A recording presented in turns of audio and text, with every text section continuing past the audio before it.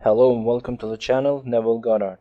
Today you are going to listen to one of the best Neville Goddard lectures that changed lives of so many people. That also will change your life. This lecture is called How to Use Imagination, or how to get anything you want in life using your one of the best hired faculties, that is imagination. Listen to it carefully and practice it every day so you can benefit from it. Enjoy this wonderful lecture. The purpose of this record is to show you how to use your imagination to achieve your every desire. Most men are totally unaware of the creative power of imagination and invariably bow before the dictates of facts and accept life on the basis of the world without. But when you discover this creative power within yourself, you will boldly assert the supremacy of imagination and put all things in subjection to it.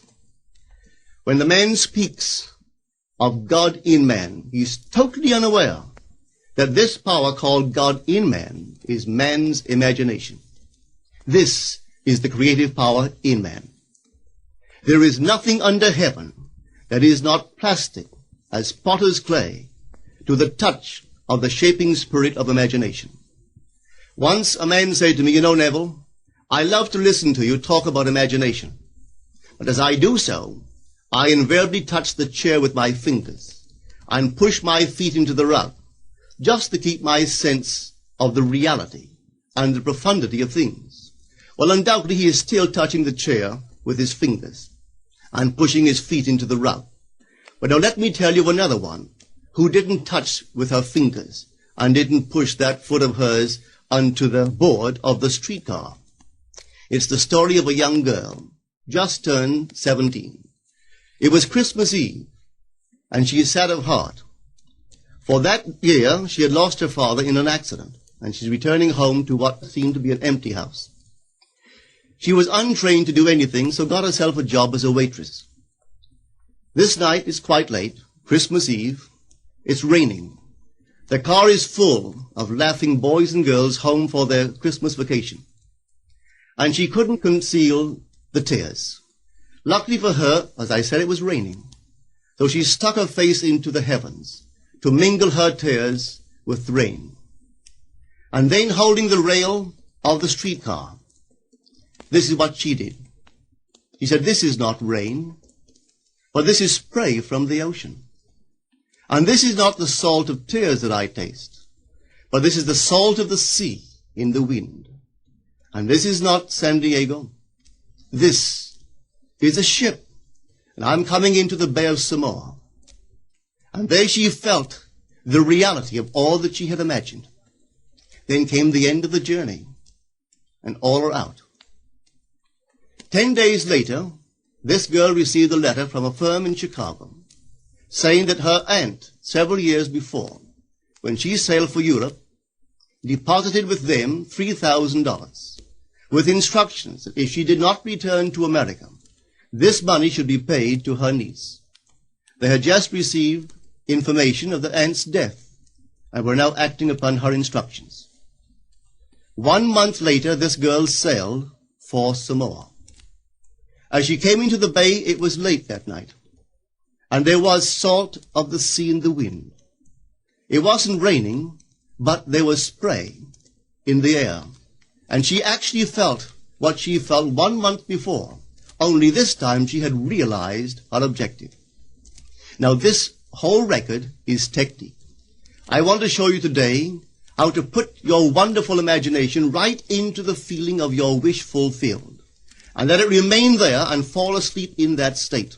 And I promise you from my own experience, you will realize the state in which you sleep if you could actually feel yourself right into the situation of your fulfilled desire and continue therein until you fall asleep.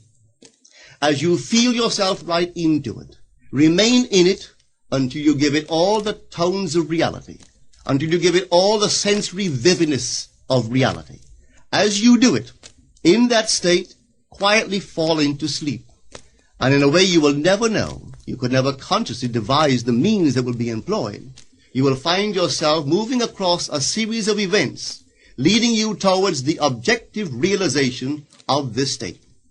Now here is a practical technique. The first thing you do, you must know exactly what you want in this world. When you know exactly what you want, make as lifelike a representation as possible of what you would see and what you would touch and what you would do and physically moving in such a state. For example, suppose I wanted a home, but I had no money, but I still know what I want. I, without taking anything into consideration, I would make as lifelike a representation of the home that I would like, with all the things in it that I would want.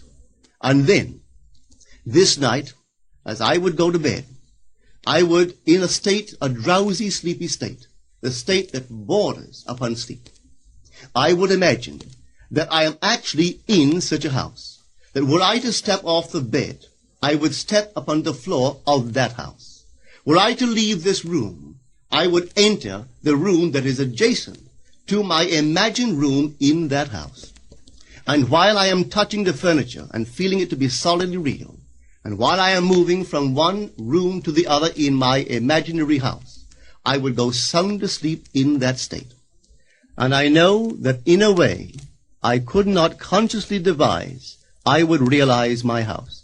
I have seen it work time and time again.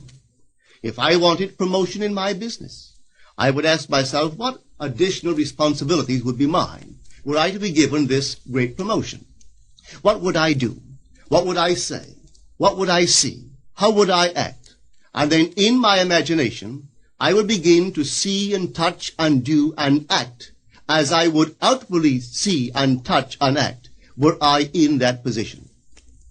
If I now desired the mate of my life, were I now in search of some wonderful girl or some wonderful man, what would I actually find myself doing that would imply that I have found my state? For instance, suppose now I was a lady. One thing I would definitely do, I would wear a wedding ring. I would take my imaginary hands, and I would feel the ring that I would imagine to be there. And I would keep on feeling it until it seemed to me to be solidly real. I would give it all the sensory vividness I am capable of giving anything. And while I am feeling my imaginary ring, which implies I am married, I would sleep. This story is told us in the Song of Songs, or the Song of Solomon. It is said, "At night on my bed, I sought him whom my soul loveth. I found him whom my soul loveth, and I would not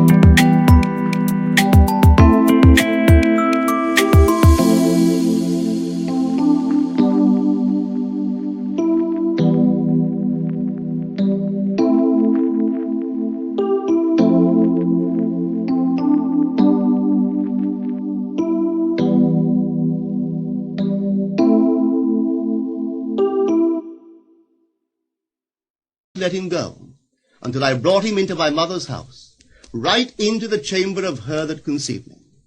If I would take that beautiful poem and put it into modern English, into practical language, it would be this. While sitting in my chair, I would feel myself right into the situation of my fulfilled desire. And having felt myself into that state, I would not let it go. I would keep that mood alive, and in that mood, I would sleep. That is, taking it right into my mother's chamber, into the chamber of her that conceived me. You know, people are totally unaware of this fantastic power of the imagination. But when man begins to discover this power within him, he never plays the part that he formerly played. He doesn't turn back and become just the reflector of life. From here on in, he is the affecter of life.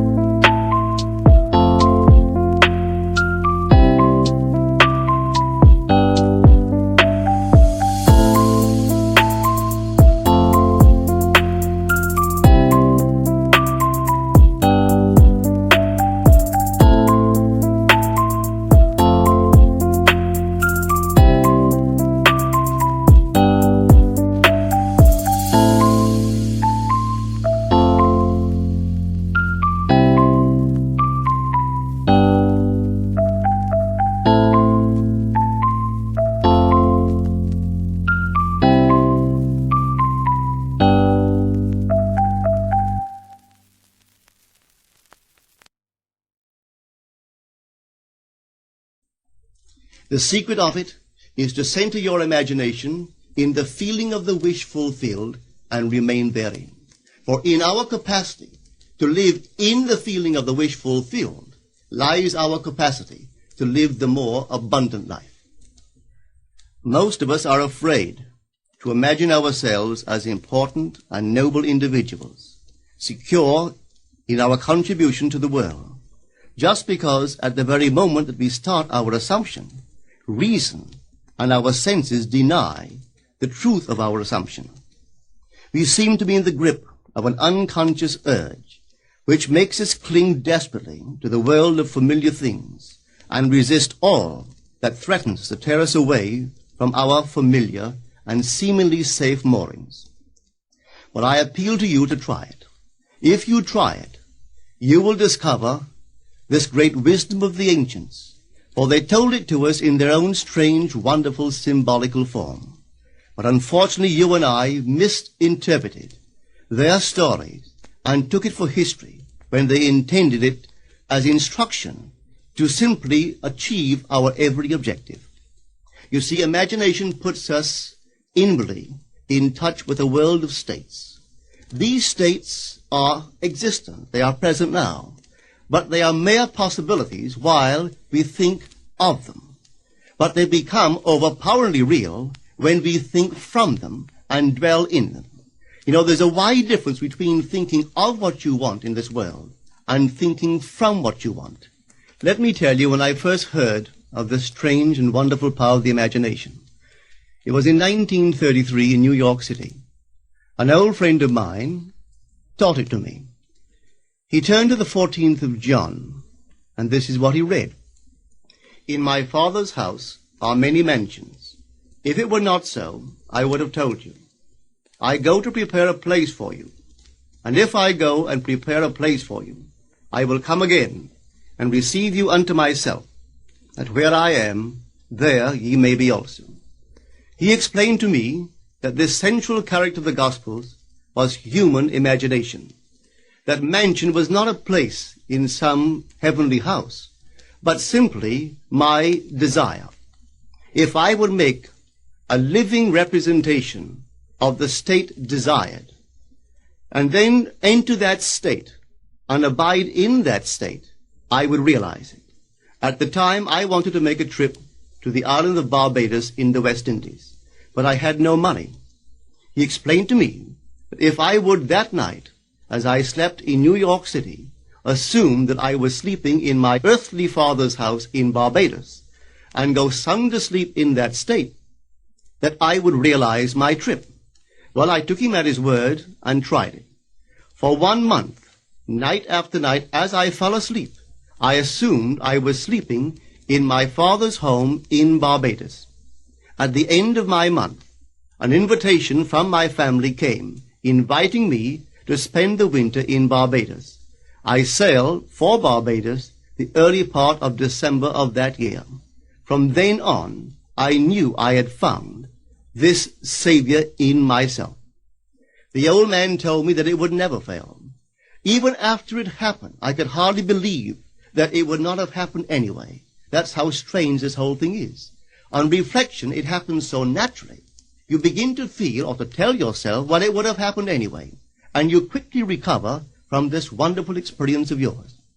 It never failed me if I would give the mood, the imagined mood, sensory vividness. I could tell you unnumbered case histories to show you how it works. But in essence, it's simple. You simply know what you want. When you know what you want, you're thinking of it. That is not enough. You must now begin to think from it. Well, how could I think from it? I am sitting here, and I desire to be elsewhere. How could I, while sitting here physically, put myself in imagination at a point in space removed from this room and make that real to me? Quite easily. My imagination puts me in touch inwardly with that state. I imagine that I am actually where I desire to be. Now, can I tell that I am there? There is only one way to prove that I am there. For what a man sees when he describes his world is as he describes it relative to himself. So what the world looks like depends entirely upon where I stand when I make my observation. So if, as I describe my world, it is related to that point in space I imagine that I am occupying, then I must be there.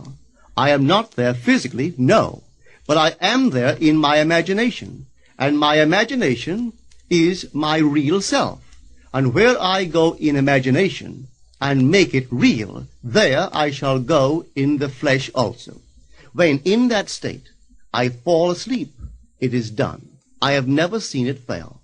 So this is the simple technique on how to use your imagination to realize your every objective. Here is a very healthy and productive exercise for the imagination. Something that you should do daily. Daily relive the day as you wish you had lived it, revising the scenes to make them conform to your ideals. For instance, suppose the day's mail brought disappointing news. Revise the letter. Mentally rewrite it and make it conform to the news you wish you had received. Or suppose you didn't get the letter you wish you had received. Write yourself the letter and imagine that you received such a letter. Let me tell you a story that took place in New York not very long ago. In my audience sat this lady who had heard me numberless times. And I was telling the story of revision, that man not knowing the power of imagination, he goes to sleep at the end of his day, tired and exhausted, accepting as final all the events of the day. And I was trying to show that man should, at that moment, before he sleeps, he should rewrite the entire day and make it conform to the day he wished he had experienced. Here is the way a lady wisely used this law of revision. It appears that 2 years ago, she was ordered out of her daughter-in-law's home. For 2 years there was no correspondence. She had sent her grandson at least 24 presents in that interval, but not one was ever acknowledged. Having heard the story of revision, this is what she did. As she retired at night, she mentally constructed 2 letters. One she imagined coming from her grandson, and the other from her daughter-in-law. In these letters they expressed deep affection for, and wondered why she had not called to see them. This she did for 7 consecutive nights, holding in her imaginary hand the letter she imagined she had received, and reading these letters over and over until it aroused within her the satisfaction of having heard. Then she slept. On the 8th day, she received a letter from her daughter-in-law. On the inside there were 2 letters, one from her grandson and one from the daughter-in-law. They practically duplicated the imaginary letters that this grandmother had written to herself 8 days before. This art of revision can be used in any department of your life. Take the matter of health. Suppose you were ill. Bring before your mind's eye the image of a friend. Put upon that face an expression which implies that he or she sees in you that which you want the whole world to see. Just imagine he is saying to you that he has never seen you look better, and you reply, I have never felt better. Suppose your foot was injured. Then do this. Construct mentally a drama which implies that you are walking, that you're doing all the things that you would do if the foot was normal, and do it over and over and over until it takes on the tones of reality. Whenever you do in your imagination that which you would like to do in the outer world, that you will do in the outer world. The one requisite is to arouse your attention in a way and to such intensity that you become wholly absorbed in the revised action. You will experience an expansion and refinement of the senses by this imaginative exercise, and eventually achieve vision in the inner world. The abundant life promised us is ours to enjoy now, but not until we have the sense of the Creator as our imagination can we experience it. Persistent imagination, centered in the feeling of the wish fulfilled, is the secret of all successful operations. This alone is the means of fulfilling the intention. Every stage of man's progress is made by the conscious, voluntary exercise of the imagination. Then you will understand why all poets have stressed the importance of controlled, vivid imagination. Listen to this one by the great William Blake. In your own bosom you bear your heaven and earth, and all you behold, though it appears without, it is within, in your imagination, of which this world of mortality is but a shadow. Try it, and you too will prove that your imagination is the Creator.